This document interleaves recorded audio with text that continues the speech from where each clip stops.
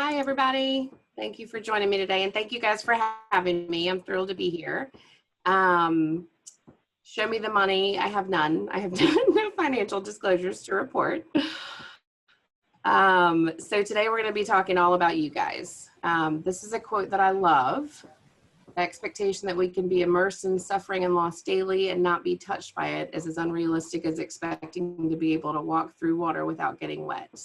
You're going to get soaked. That's just kind of the way it is. So part of my goal today is to help everybody manage their own self-care and what it feels like when we're constantly being doused with water at the worst possible times. You've all heard the expression about put your own oxygen mask on first. I think if anybody is like me, I sort of find myself for whatever reason reluctant to practice good self-care. I can preach it all day long, but actually putting it into practice is a little bit more tricky. And so that's something we're going to problem solve together today. And hopefully at the end of this talk, you'll be able to identify symptoms and the potential impact of compassion fatigue in your life and your colleagues' lives. Describe the helpfulness of compassion satisfaction, why we need to boost that up as much as we can, and then develop some own changes or strategic modifications to your own self-care practice.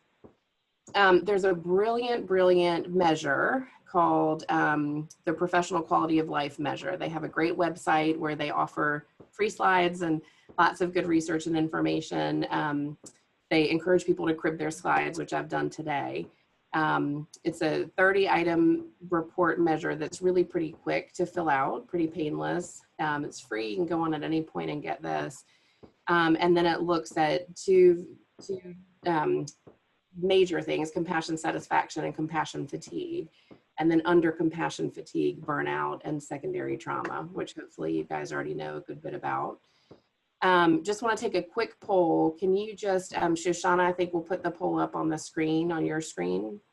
And if everybody could just weigh in, I'm curious how many of you are familiar with the Professional Quality of Life Scale, just to give me a sense of how much info you guys need today.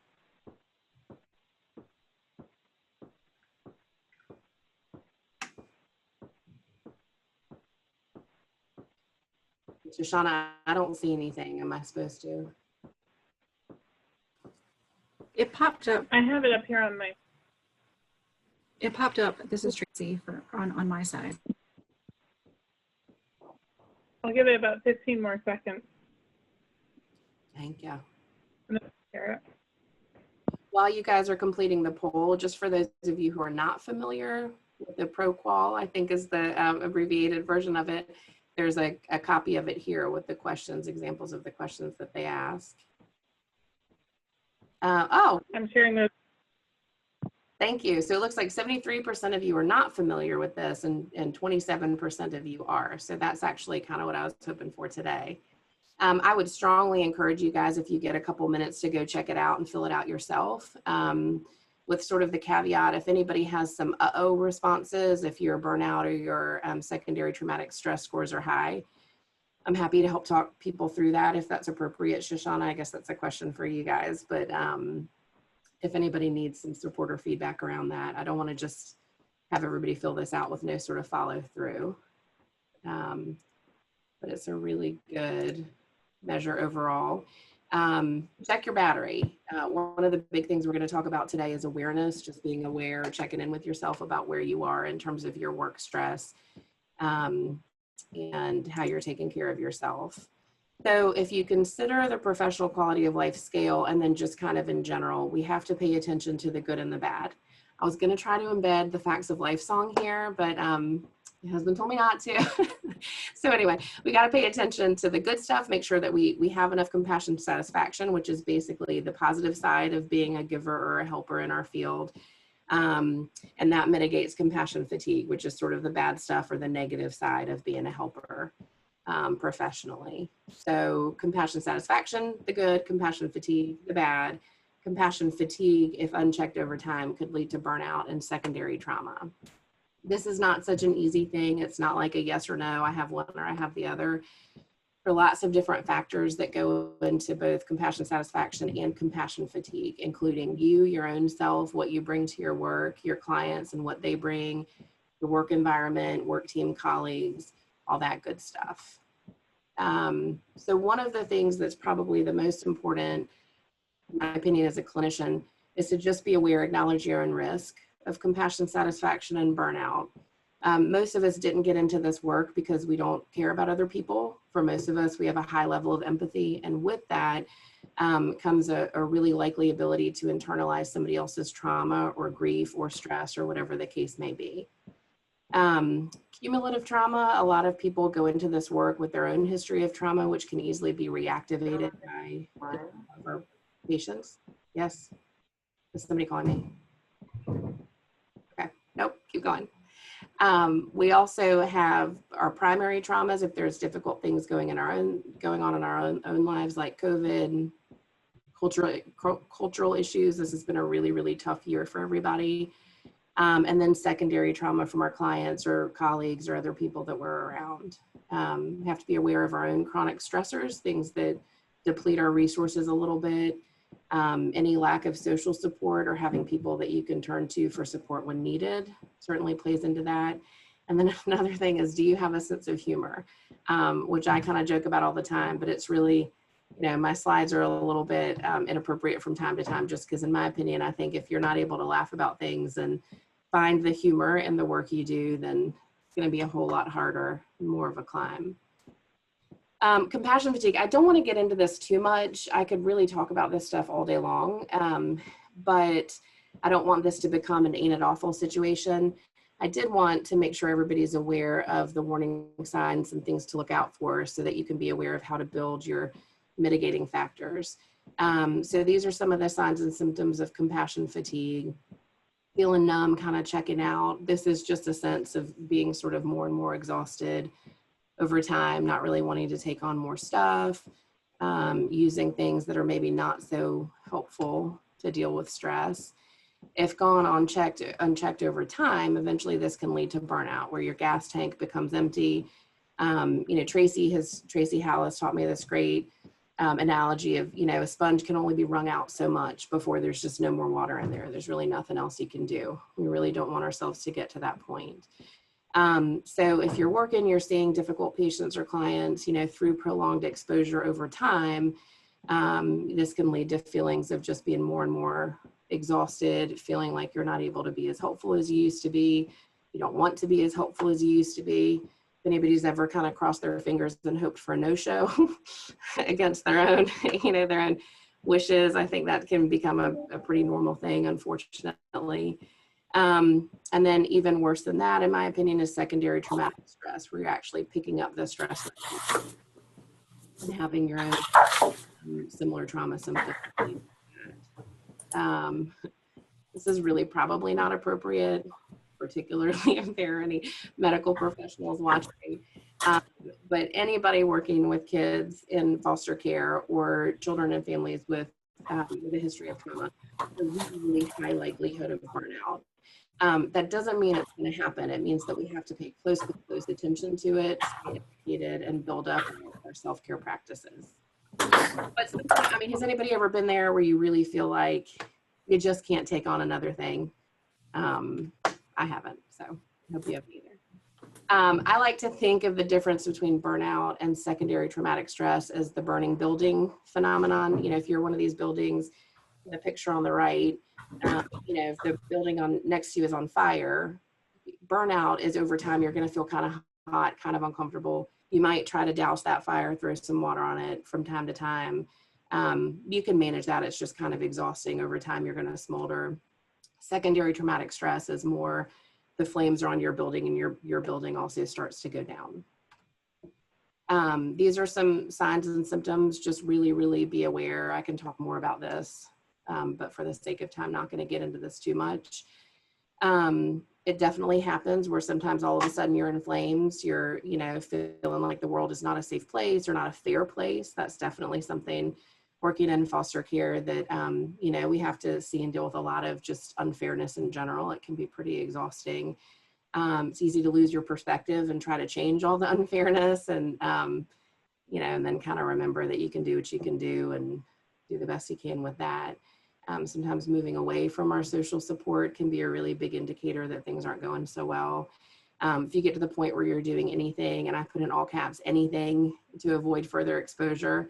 I mean, I am the most efficient housekeeper and gardener and all the things that don't have to do with work when I have a big stressful, if I'm writing an affidavit or have court or something coming up, something that's particularly stressful, I get really, really good at all the other things in my life. So this is kind of where I want to focus is compassion satisfaction. So this is the real positive stuff of being a helper as a profession. You get a really good sense of fulfillment. You believe that you can make a positive impact on the world. I think this is something that keeps a lot of us going. There's a profound sense of altruism when you're doing something really, really hard for the benefit of the others or for others. It's easier to access support and to give support when you feel like you're constantly keeping your bucket full, which is something everybody I'm sure knows that book about fill up the bucket. But this really does prevent secondary traumatic stress and burnout. Something to remember, I see a lot of people struggle with this where they sort of forget that they have their own history and their own beliefs walking into a room with a patient or a client. You know, part of being empathetic is also remembering to have empathy for yourself and realize that you go into every patient room with your own past and your own present. If you've got stuff going on, you know, we were talking about COVID before this talk started, and I was saying that it was hard for me to adjust to doing virtual work and then back to being in person. You know, that's something that I have to kind of keep in check. My terror of all things electronic, you know, when I give a talk that's virtual or when I'm seeing a patient virtually, that's something that is sort of this smoldering stressor for me that I have to keep in check. Again, big year politically, and the just sort of country culture, there's been a lot going on. We all bring our own trauma histories if you have one. If not, sometimes trauma histories of other loved ones or of past clients can be reactivated by stress. Positively, we bring our social support system, and then we bring schemas both good and bad, and our beliefs about the world and beliefs about our ability to do good things in the world. You know, I have a schema that kids come to therapy, they get better, they do well, they go on and share what they learn. So that's a really powerful thing that keeps me working. Check in on your self-talk. This is something we talk about a lot in therapy is, you know, I tell people, think about your thoughts like the ticker tape at Times Square, you know, constantly whizzing by. We have something like, I don't know, 90,000 or 900,000 thoughts a day. If a lot of those are negative, we're going to be in trouble. And so talk to yourself the way you would talk to your dogs when you get home. You know, treat yourself really, really nicely and be mindful of the way you're speaking to yourself. If you're feeling, you know, what's the point? I'm hopeless. I'm not going to make a difference. And that's going to carry over into your work and yourself. So self-care 101, be aware, pay attention. This takes effort and sustained attention. This is not something, you know, some days self-care is easy. It comes naturally. Other days it's really a struggle and we have to invest in the struggle. Keep yourself educated and up to date on symptoms of compassion fatigue. There's a lot of really, really good research and literature about this, particularly in the foster care work world. Recognize that feelings are feelings. You don't have to judge them. They're okay. They are what they are. You know, if you're feeling hopeless, it's okay to just kind of be there and examine that later. Really think through what works for you. If you've tried self-care in the past, you know, and there are certain things that you don't like, you know, I say all the time, I'm not a big fan of meditation. I know it works. I know there's a lot of information about it. I love that it helps so many people. It's not really my thing. If I force myself to do it, I actually enjoy it, but that's not going to be my go-to self-care strategy, and that's okay. I do try it. I try new things. Consider what barriers you have to self-care. Of course, time is a common one. If any of you use decisional balance sheets with your clients, this is a good one where you sort of weigh, you know, do I want to make a change? Do I not want to make a change? What are the pros and cons for making a change? And what are the pros and cons for staying the same? And really get into the nitty gritty of what's actually keeping me from making a strategic change in my life. Go through your tasks, figure out what really needs to happen the most, what matters the most to you, what's the most important to you, what meets your values. Reach out when you need it. Recognize that sometimes taking care of yourself can be uncomfortable. Telling people no can be uncomfortable. You know, skipping things can be uncomfortable, but sometimes necessary. Keep your eye on your values and what's really important to your guts and your soul. And then remember that, again, sometimes it'll come easily to you. If you think about personal hierarchy, we talk to clients all the time about their hierarchy of needs and making sure that you meet the base before you get up to the tippy top. Do the same thing for you. Pay attention to just the basics of taking care of yourself so you can do the more advanced stuff later. This is something we can certainly send out, but just filling in what your own personal needs are because it's different for everybody. All right, more advanced self-care. So now that you're aware of what you need and what your barriers are, make a plan. Be really, really focused on this. Pay attention to the importance of resilience, recognizing that growth can be hard, but there's also a lot of opportunity, that there are things you're going to be good at, things that you're going to struggle with. The very basics, sleep, nutrition, exercise, we could get into all the research on that, but I'm sure you guys know it. Stress management and coping skills is a whole nother talk. But when I mention this, I'm talking about, you know, diaphragmatic breathing, muscle relaxation, mindfulness, yoga, meditation, going for walks outside, spiritually, if you're a prayer, pray, setting boundaries with other people, saying no to things, but also setting boundaries for things like screen time. You know, we all know this, few of us practice it, but putting your phone away at nighttime, not having, you know, your face first in any sort of social media. I think for people with a high level of empathy, it's for me, I can't go on Facebook. I care too much about what everybody's going through, and I can't do the roller coaster of, you know, somebody got married and somebody's mom died, you know, and the same thing. I can't do it. So I could do it. I choose not to. But anyway, make sure you're doing things just for fun, things that fulfill you. Who am I outside of work? Do I still even like that person? Do I still even know that person? Try to have healthy friendships and relationships with people you trust who are not coworkers. I think it's great to have your support at work. That's a really important thing. It's also nice to hang out with people who have no idea what you do for a living and don't really care that much either, because they're not going to ask you the hard-hitting questions. There's no risk of getting into work talk with those people. And go to therapy. If all of these things are a struggle for you and you're having a hard time prioritizing, therapy is okay.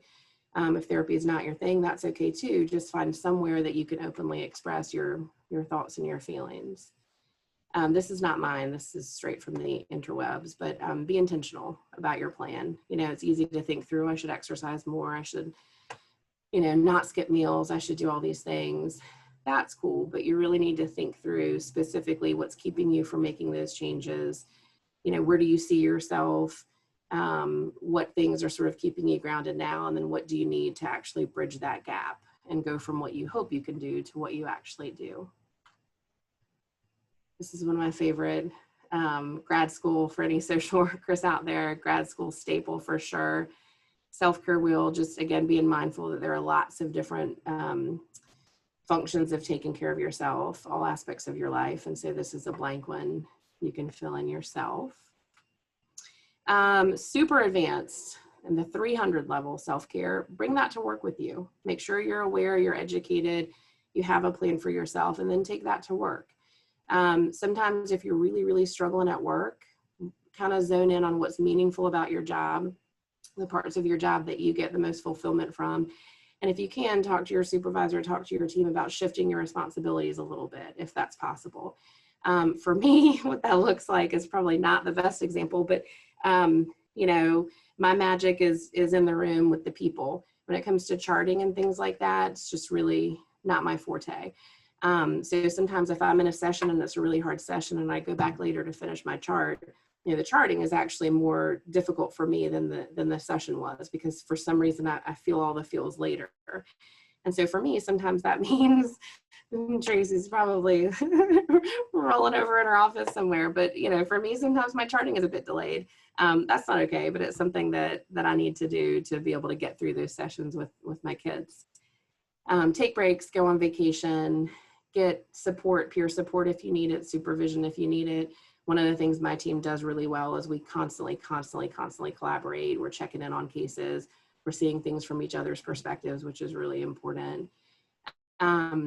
And then focus on your team, and that make sure you're being a good teammate, that you recognize that everybody on your team is going to have a different need for self-care and a different way to meet their need.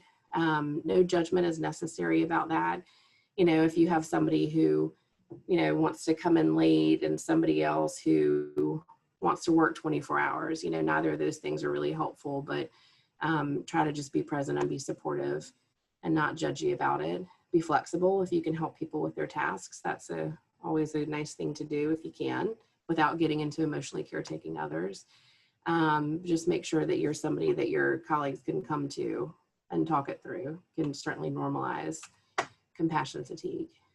This is a brilliant, those same people, the professional quality of life folks, they have a pocket card. I would strongly encourage, if I could, you know, send a laminated one to everybody on pretty paper, I would do that. But just go print it yourself and keep it, you know, on your badge or wherever. Keep it somewhere handy. These are some really nice quick tips on specific things you can do each day, but also the importance of shifting from your work self to your at-home self, and how you mindfully make that shift, which is not always an easy thing to do.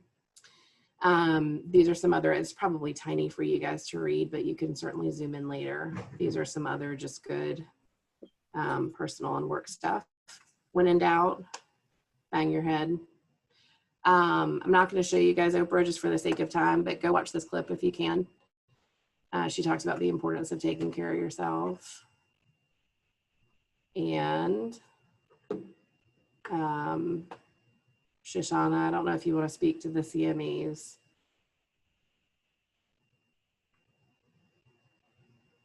Oh, sorry, here. If you could just go to the next slide, that'll have the code that everybody needs for today. Thank you. I'm going to leave that one up.